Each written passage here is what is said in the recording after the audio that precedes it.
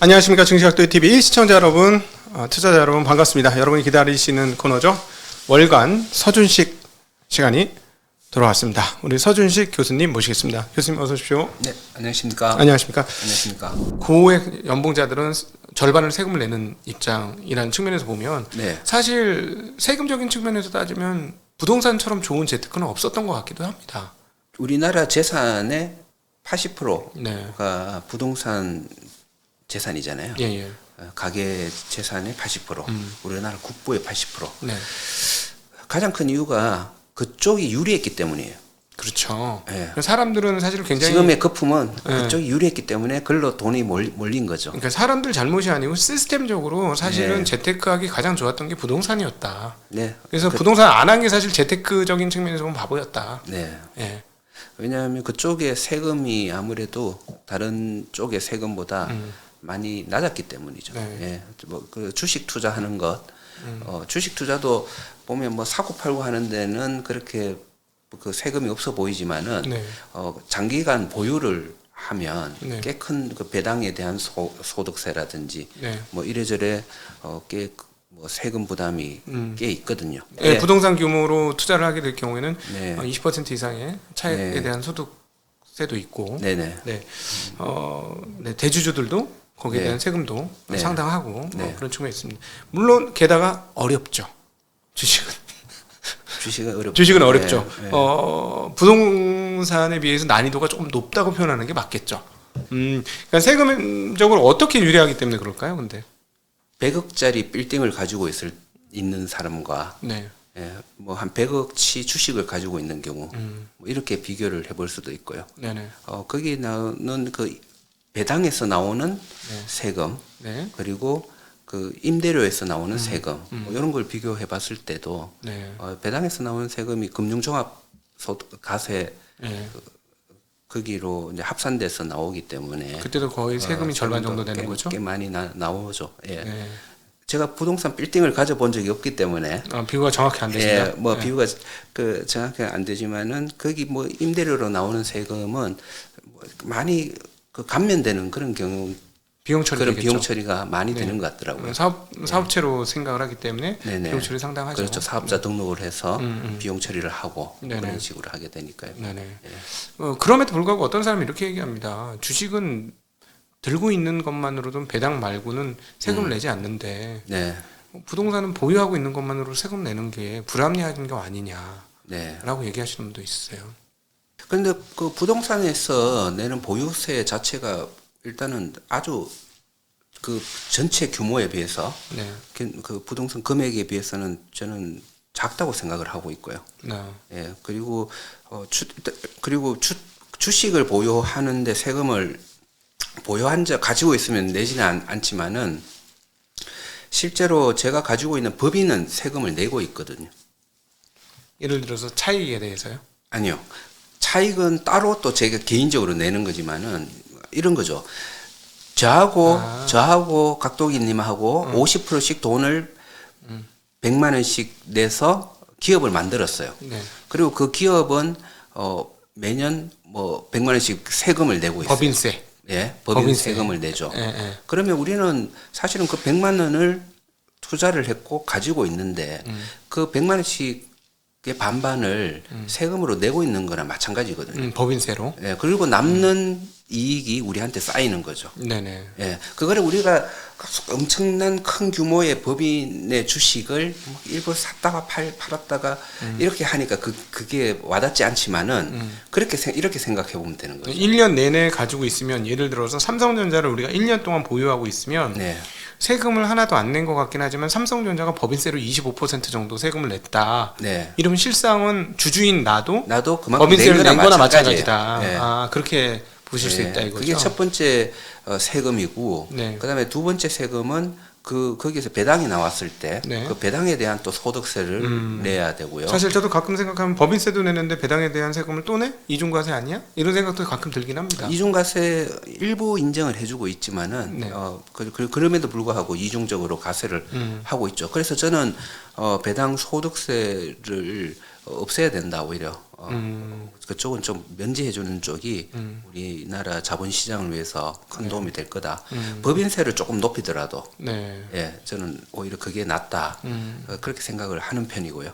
예. 그럼 뭐 투자할 사람은 굉장히 많아지겠네요. 그렇죠. 그렇게 하면 자본으로 돈이 더 많이 몰리겠죠. 기업에 투자하는 돈들이 더 많이 몰리고. 네. 그러네요. 그럴 수 있겠네요. 사람들이 예를 들어 과거 무기명 채권 같은 거에 정말 수십조 원 이상의 돈이 몰렸다라는 걸 감안해 보면 네. 세금 없는 쪽으로는 돈이 막 미친 듯이 몰려들거든요. 그렇죠. 예. 그게 필요한데 사람들은 주식을 가지고 있는 게 전반적인 전체적인 세금 부분에서 불리하다고 생각하는 거죠. 생각을 하고 부동산 쪽이 유리하다. 네. 그렇게. 그래도 그게 보유세 어느 정도 올려서는 네. 그 부동산의 그 세금에 대한 그런 그 이익을 그렇게 상쇄시키지 못할 것 같은데요. 근데 보유세를 꽤 낸다고 많이들 얘기하세요. 난 버는 것도 없는데 왜 보유세를 내게 하느냐. 집값 조금 올랐다고 난 버는 게 또 없는데 이러시는 분들 굉장히 많아요. 우리나라 보유세가 높은 편인가요? 가진 것도 없는데 세금 엄청 내시잖아요. 아니 아무것도 없으면서 세금 왜 그렇게 많이 내요? 아니 그걸 번 돈 그거 좀 밥 사 먹고 참 뭐 자전거 좀 타고 그리고 나서 남는 것도 없잖아요. 그렇죠. 맞아요, 그거는. 네, 월급에 사실은 저 개인적인 얘기입니다만 저하고 아주 가까우신 분이 부동산 보유세를 낼 때마다 저한테 투덜투덜 하세요. 근데 그 금액을 들어보시면 그래서 무섭죠. 제가 그래서 제 앞에서 제발 세금 낸다는 얘기 하지 마세요라고 제가 한번 얘기했던 적이 있습니다. 네. 네, 저보다 자산이 훨씬 많으신 분인데 네. 제가 내는 세금보다 1년에 훨씬 작은 세금을 네. 내고 있는 건 사실이에요. 네. 네, 제 주위에는 내가 연봉을 그래도 매년 수억씩 벌었는데 네. 은퇴하고 나서 그동안 세금 내고 이러다가 보니까 가지고 있는 돈으로 집 한 채 살 돈이 안 된다. 이런 사람도 또 주위에 많죠. 네. 예, 그래서 저는 이 이미 가진 자와 지금 소득을 내어서 가지려고 하는 자와의 그 세금 싸움은 아주 오래전부터 있었고요. 예, 뭐 우리나라 같은 경우도 대동법 같은 경우는 그게 대동법 자체가 쌀로 그 세금을 내도록 하는 부분도 있었지만은 네. 토지를 가진 농토를 가진 자한테 세금을 물리려는 그런 제도였거든요. 네네. 예, 그래서 그또 어마어마한 전쟁이 있었고요. 그리고 이 자본주의가 탄생한 그 배경 자체에 보면 많은 걸 가지고 있으면서 세금을 내지 않은 귀족과 그리고 내가 가진 땅은 없지만은 돈을 벌고 있는 그런 부르주아와 그 세금 전쟁으로 혁명들이 다 일어났고요. 네. 뭐 명예혁명, 청교도 혁명, 저는 다 그 세금 싸움으로 그게 발생했고 프랑스 대혁명도 결국은 그 귀족들이 세금을 계속 안 내려고 했잖아요. 지금 루이 16세가 미국에다가 엄청난 돈을 지원해주고 재정이 파탄났는데, 네. 그리고 세금, 재정 파탄났어. 세금 좀 더 거들래. 하니까, 부르주아들이 또 우리가 내? 그랬잖아요. 또 우리가 내요? 하니까, 귀족들도 좀 내게 하세요. 하니까 귀족들은 우리는 세금 낸 적이 없어. 결국 그게 충돌이 되면서 일어난 게 저는 그 프랑스 대혁명이다 이렇게 생각하고 그렇게 네. 가진 자와 이미 가진 자 그리고 지금 벌어서 나중에 좀 가지려고 하는 자의 전쟁은 지금 우리나라에서도 세금 그 보유세와 소득세 그거의 그 차를 어디를 더 많이 내야 된다라는 그런 주장에서 계속 연결되고 있다 생각합니다. 예. 그럼 사실은 우리나라 역사에서 따지면 토지 귀족이 네.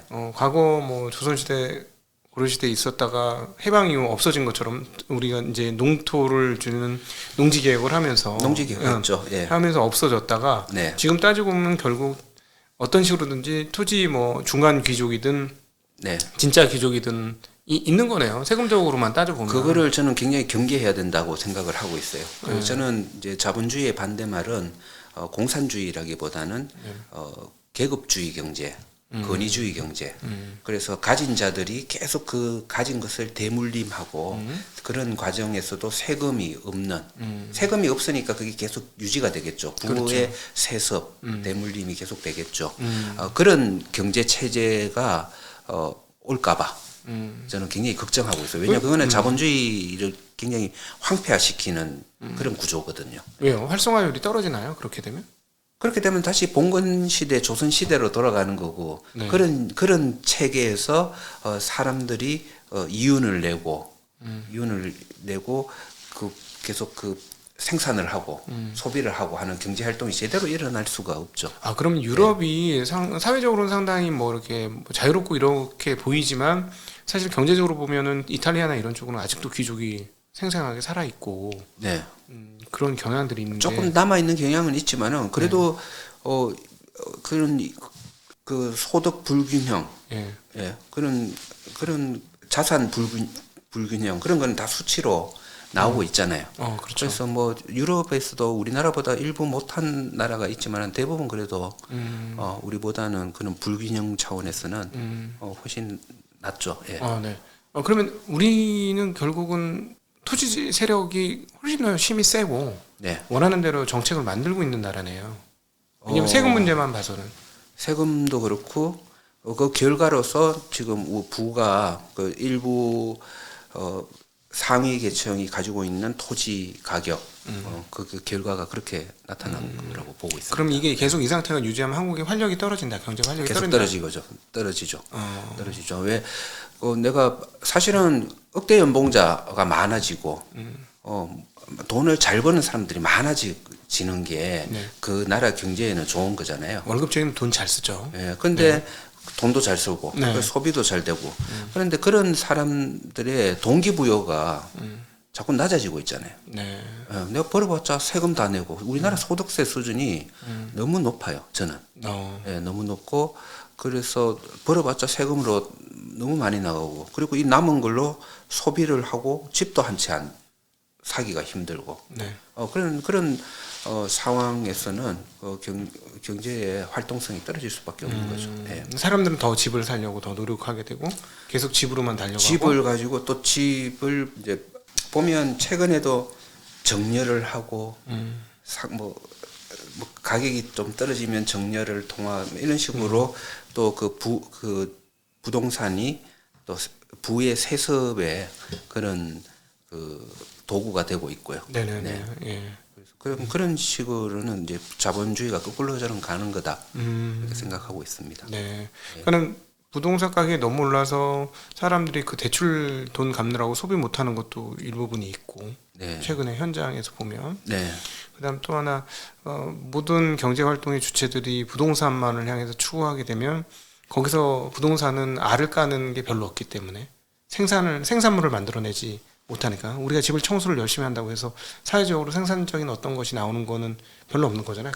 가정의 행복은 있을 수 있을지 모르겠지만 사회적 GDP로 환산되는 것들은 없으니 그렇게 되면은 사회 활동성은 좀 떨어진다. 그렇죠. 그런 부동산으로 돈이 자꾸 부동산에서 묶이는 돈. 그러니까 그게 투기적 그 거래죠. 거기로 화폐가 이동하면 생산과 소비하고는 관계가 없기 때문에 GDP하고는 관계가 없지만은 돈을 잡아먹고 있잖아요. 예, 그런 거는 상당히 경제에 역행. 그래서 돈이 부족해요. 생산하는 쪽에는 돈이 부족하고 돈은 왜 저기에 가 있으니까 그런 상황도 발생할 수 있고요. 물론 이제 내구 뭐 예를 들어 카페트를 바꾼다거나 벽지를 바꾼다 이거는 이제 GDP 상승에 영향을 미치지만 집값이 오르는 거는 집값 자체 오르는 거는 그거는 전혀 영향이 없어요. 그 비트코인 사고 팔고 아무리 거래가 되고 가격이 올라도 그거 하고 GDP하고 뭐 거기서 돈 번 사람이 소비를 많이 하면 뭐 그거는 어느 정도 그 GDP에 영향을 주지만은 거기에서 돈이 몰려가서 돈이 돌면서 그 가격이 올라가는 그런 쪽은 GDP에 영향이 없어요. 주식도 마찬가지예요. 주식을 사고 팔고 주식 가격이 오르고 하는 거는 GDP에 큰 영향을 주지는 않아요. 그쪽에서 그쪽이 시장이 막 활성화돼서 많이 사고 팔고 하는데 실질적으로 그러니까 뭐 100억 사고 100억 팔았다고 GDP가 막 100억씩 오르고 이런 게 아니라는 거죠. 네네네. 그거는 그런데 주식 시장에서 그런 식으로 그 돈의 흐름이 활성화되면 그쪽으로 돈이 모이면 순효과가 있잖아요. 네. 순효과는 뭐냐? 그러니까 기업들이 더 많아지고 투자가 더 많아지고 네. 그렇죠? 새로운 기업들이 그래서 주식 시장이라는 투기적 수요로 들어가는 돈은 생산을 더 증가시키고 더 효율적으로 만드는 데 기여를 하기 때문에 좀 돈을 먹더라도 순효과가 있는 거고요. 부동산 쪽으로 돈이 많이 가면 생산에 기여하는 건 없고 비용만 올리고 또 돈은 돈대로 자기들이 이렇게 먹고 있고. 아니 근데 뭐 최근에 이제 부동산 가격이 많이 오르면서 진짜 단군 일의 최고의 공급 물량 아니냐 할 정도로 공급 물량이 엄청나게 많아졌잖아요. 그러니까 건설 업체들은 활성화되고 건설을 많이 하고 아파트가 수없이 많이 지어지고 이러면은 그건 GDP 올라간 거 아닙니까? 새로 신규로 짓는 집은 GDP에 포함이 되는 건 맞습니다. 그러면은 예를 들어서 부동산 가격이 오른 거는 건설 경기 활성화에 도움을 줬으니 나라 경제 활성화에 도움을 준 건 아닌가요? 글쎄요. 그 효과와 기업이 만들어지는 효과하고는 저는 비교가 안 된다고 생각하는데, 네. 예, 그냥 주택을 만들어내는 거랑 네. 그 돈으로 기업을 만들어내는 거랑 네. 그거는 좀 차이가 좀 크다고 생각합니다. 네. 건설은 일회성이고 예. 다른 기업들은 그게 예를 들어 매년 연속적으로 예. 새롭게 뭔가 네, 반복적으로 그 정도의 뭐 순효과는 있겠지만은 네. 그 크기는 비중이나 크기는 상당히 차이가 많이 난다 생각합니다. 네. 예. 하기야 일본은 요즘에는 아닙니다만 곳곳에 이제 도로나 이런 인프라들이 많이 깔려 있었는데 네. 더 이상 이제 할 필요까지 없는 상황까지 간 거잖아요. 그 일본은 다람쥐길이 많죠. 네. 다람쥐만 다니는 네. 길이라고 해서 다람쥐길이고, 그러니까 부동산을 생산을 했는데 결국 이게 우리가 생산이라는 것도 어떻게 봐야 되냐 하면요. 얼만큼 많은 그 효용을 내느냐 이거에 달려 있거든요. 네. 예를 들어서 100억을 들여서 내가 길을 만들었다. 예. 그런데 거기에 차가 한 대도 안 들어요. 그런데 GDP 효과는 100억이거든요. 그렇죠. 그 100억 만든다고 새로운 건축물을 만들기 위해서 100억이라는 돈이 쓰여졌잖아요. 네. 그래서 GDP는 100억이지만은 그런데 사실상 거기에서 왔다 갔다 하는 차는 없어. 차는 몇 대 안 다녀.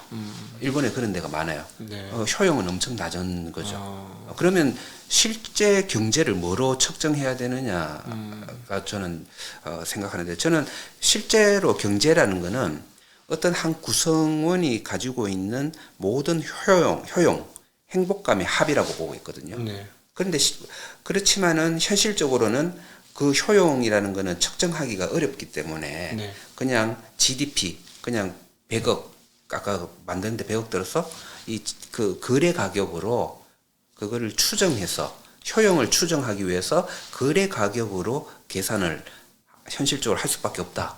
이렇게 생각하는데, 네. 하지만은 그 100억은, 거기에 GDP에 포함된 100억은 전혀 그 구성원의 효용의 증가에 도움이 안 됐다면 경제적 효과는 전혀 없었다. 이렇게 생각을 하고 있습니다. 그런 차원에서 집들이 막 아주 부족한 나라에서 집들이 계속 지어지는 거는 뭐 그만큼의 효용이 증가하는 거기 때문에 그 정도의 순 효과가 있는데, 그게 끝이에요. 그게 끝이고, 기업에 돈이 들어가서 투자가 되는 거는 계속 생산을 해내는 네. 그런 미끄럼이 되는 거기 때문에 네. 그거를 조금 비교하기에는 예를 들어 삼성전자가 차이가 반도체를 만들면 그렇죠. 반도체를 매년 새롭게 삼성전자에 만들면서 들어가는 삼성전자 같은 회사를 만드는 데 들어가는 돈이 훨씬 더 많은 경제 효과를 주는 거죠. 사회적으로 네. 부를 매년 새롭게 창출하니까 네. 계속 뭔가를 새롭게 만들어내고 고용과 연결이 되고 네. 그렇죠. 일회성이 아니고 매년 새롭게 네. 진행이 되는 거니까요. 네. 부동산 같은 경우는 일회성으로 만들어질 때까지는 경제 효용이 있으나 네. 예를 들어 그 정말 시골길을 잘 놓은 거는 그 동네 사람들 몇 명은 좋지만 사회 전체적으로의 효용 보면 네. 그렇게 높지 않다. 예를 들어 도로를 놓더라도 네. 막 1,000명이 매일같이 쾌적하게 다닐 수 있는 도로를 놓으면 많이 필요한 예. 다수의 그래서 저는 벤담이 굉장히 중요한 경제학자라고 생각해요. 네. 최대 다수의 최대 최대 행복. 행복. 예, 네. 그게 저는 오히려 그게 경제다라고 생각을 하고 있거든요. 네네. 예.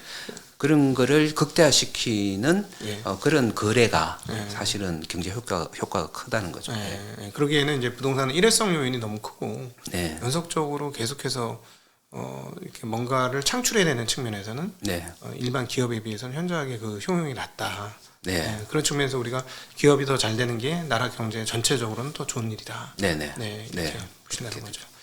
예, 어떻게 또 한국의 부동산 미래에 대해서 또 어떻게 바라시는 게 있으시다면요? 지금 제가 좀 살짝 걱정하고 있는 게 요즘 지금 한마디로 쌍둥이 적자 시대에 들어왔거든요. 네. 이게 몇 년 전만 해도 생각을 못한 건데 네. 무역수지 적자와 네. 함께 재정 적자가 지금 세수 부족이라는 네. 그런 문제가 지금 굉장히 지금 발현하고 있거든요. 네, 3월달 기준으로 30조가 넘었습니다. 없었던 일이에요. 예. 그래서 저는 그걸 좀 우려를 하고 있고 그거를 만약에 제가 지금 헤지 펀드라면 좀 주시하고 있을 것 같아요. 한국 한번 공격해 볼까?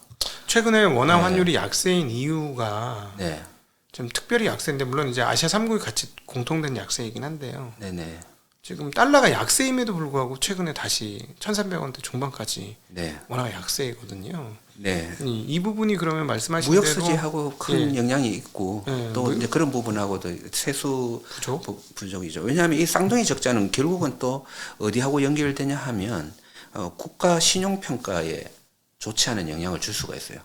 적어도 단박에 신용도 우리나라 지금 신용 등급이 상당히 좋잖아요. 그렇죠. 상당히 좋은데 이 신용 등급을 단박에 내리지는 않더라도 야 너희들 그거 적자 쌍둥이 적자 계속 지속되면 내릴 수도 있을 것 같은데라는 코멘트 하나로도 충분히 흔들릴 수 있거든요. 네. 그래서 그런 데 대한 공격이 들어올까봐 상당히 좀 우려를 하고 있고요. 그런데 이거를 그래서 지금 중요한 거는 지금 이런 상황이 벌어지고 있을 때 정부가 어떤 대책을 내놓고 어떤 그 수순을 밟아서 이 위기를 해결하는지가 상당히 중요해요. 네. 지금 이 해결책을 내놔야 되거든요. 근데 세수 부족이라는 해결책을 내놓기 위해서 저는 엉뚱하게 그 소득세나 소비세를 높여서 아니면 소득공제를 낮춰서 네. 그렇게 해서 세수를 좀 더 긋겠다라는 식의 해법이 나오면 저는 굉장히 불안할 것 같아요. 그건 잘못된 해법이거든요. 왜 그럴까요? 예를 들어서 소비세를 올린다. 그건 물가 자체를 올리는 거거든요. 네네. 우리가 물가 자체를 올림으로 해서 소비를 감소시키는 네. 오히려 내수에 굉장히 안 좋은 영향을 주게 될 거고요. 네. 소득세를 올린다는 것도 지금 우리가 소득세가 안 그래도 높은데 네. 여기에서 더 올리면 소비할 돈이 또 줄어드는 거잖아요. 그렇죠. 네. 그러면 또 그 나라의 GDP에 안 좋은 영향을 줄 거다라는 그런 해석을 하게 될 거라고요. 네.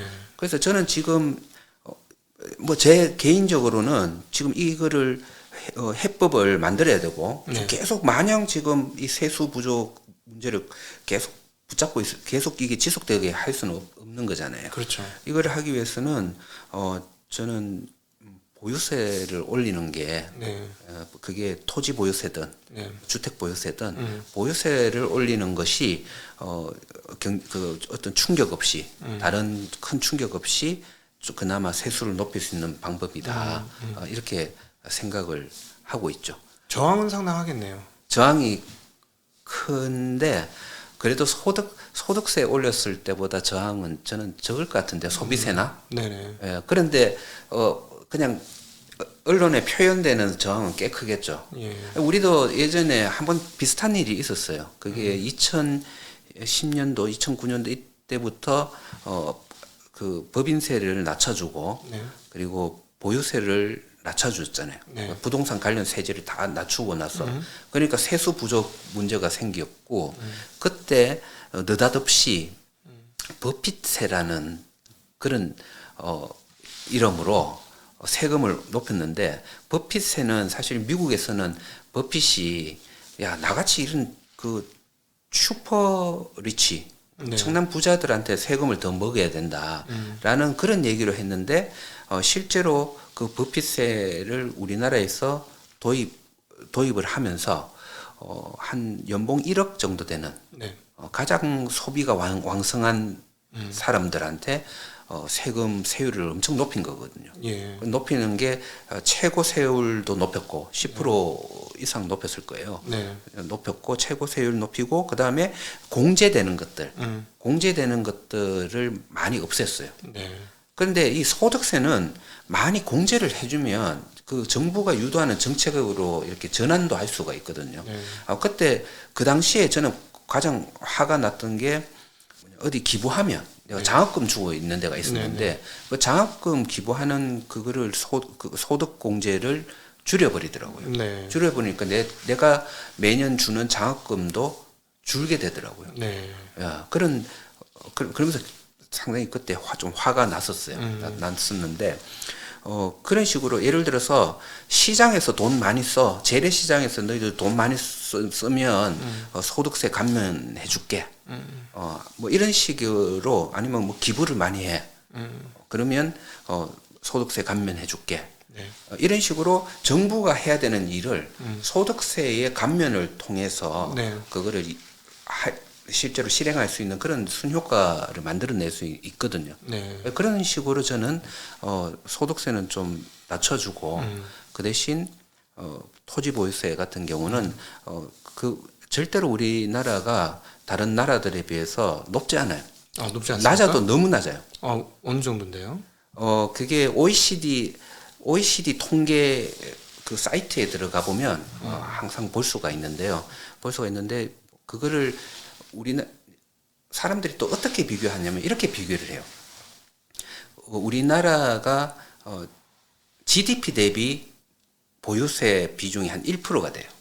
네. 우리나라 GDP 대비 보유세 1%, 그리고 OECD 국가의 평균이 한 1% 정도 돼요. 네. 그래서 야 평균하고 우리하고 비슷한데 우리가 그 적게 내는 거냐? 하지만 적게 내는 게 맞는 게 우리나라는 80%가 부동산이잖아요. 네, 재산의 재산의 80% 부동산이기 때문에 GDP 대비 보유세 비중이 더 높아야 되거든요. 재산 비중도 부동산이 높기 때문에. 네, 재산 비중이 높기 때문에 그리고 그만큼 가격이 높기 때문에. 네. 예, 그래서 더 내야 되는데도 평균밖에 되지 않고요. 그래서 그 재산 대비 그러면 재산 가액 너희들이 보유하고 있는 부동산 재산 대비해서 세금 보유세는 얼마 내니? 네. 하면 2020년 기준으로 한 0.17%밖에 안 돼요. 네. 그거는 그 평균이 한 0.28? 네. 그 정도예요. 다른 나라들은 다른 나라에 비해서 영국 같은 경우는 0.78, 캐나다 0.78, 뭐 이렇게 상당히 높은 나라가 많거든요. 네. 그러니까 많은 데 비해서 우리는 아직도 가지고 있는 재산 대비한 보유세는 그 통계치를 보면 낮기 때문에 네. 예, 저는 이거는 높일 여지가 있다. 높일 여지가 있으니까 이걸 높이고 오히려 소득세 쪽은 낮춤으로 해서 좀 경기를 활성화시키고 유효 수요 높이고 예, 그래서 거기에서 그러면 GDP가 올라가잖아요. 그렇게 말씀하시니까 차이가 있네요. 1억 갖고 있어봐야 이제 0.17%면 17만 원 맞죠? 네. 17만 원인데 네. 월급 생활자 1억 연봉 받으면 1,700 이상 낼 것 같은데요. 세금을? 훨씬 더 내죠. 예. 네, 네. 아마도. 네. 네. 그렇게 보니까 물론 이제 이건 매년 내는 거고 하긴 네. 월급도 매년 내는 거긴 하네요. 네. 그렇게 따져 보면 그래서 저는 이제 좀 고가의 집을 가지고 계신 분들, 예, 집 많이 가지고 계신 분들은 저한테 화를 내실 것 같은데, 네. 그래도 지금 이 위기에서 그리고 앞으로 계속 우리나라 경제를 위해서 갈 길은 부동산 세금은 다른 나라 수준으로 좀 올리고 예, 더 올리고 대신 소득세를 감면해주면서 네. 그게 소비와 생산 활동으로 연결되게 해줘야 된다. 그렇게 생각을 하고 있습니다. 네. 오늘 이제 부동산과 그다음 세금 그리고 한국의 이것이 어떻게 미래 발전에 도움이 되는지 기업과 엮어서 한번 이야기를 나눠보았습니다. 과거에 조금씩 했던 얘기의 종합판이다 이렇게 보시면 될 것 같고요. 사실은 이제 부동산은 저희가 이제 전문 분야가 아니라서 부동산 부분은 조금 이렇게 가려들어 주셨으면 좋겠고. 네, 조심스럽기도 하고. 네네. 근데 원래 이 코너가 그냥 우리들 생각 얘기하고. 그렇죠. 예, 뭐 그런 거니까. 사실 뭐 가볍게 봐주십시오. 지금 말씀하신 거 보면 월급쟁이들은 주변에 보면 2천만 원을 벌든 5천만 원을 벌든 1억을 벌든 돈이 남아 돌아 이런 애들은 제가 한 번도 못 봤어요. 주변에 항상 돈이 모자르지. 뭐 아주 독하신 몇몇 분은 돈 안 쓰고 잘 이렇게 모으긴 하지만 뭐 이게 2천이든 5천이든 1억이든 웬만하면 많이 쓰더라고요. 저축 많이 못 하고. 네.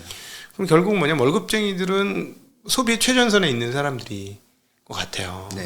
그런 측면에서 보면은 경제가 활성화되고 소비가 활성화되는 게 경제가 활성화된다라는 측면으로 본다면 네.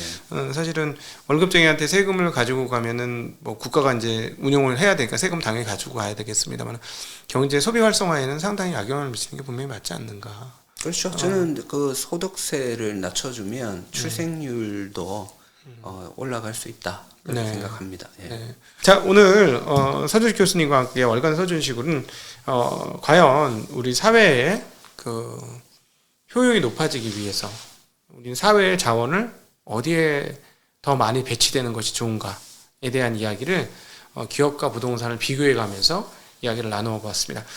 긴 시간 함께 해주신 모든 분들께 감사드리고요. 그리고 좋은 가르침 항상 베풀어 주신 서준식 교수님께도 다시 한번 감사의 말씀 드리겠습니다. 네, 고맙습니다. 인사드리겠습니다. 고맙습니다. 고맙습니다.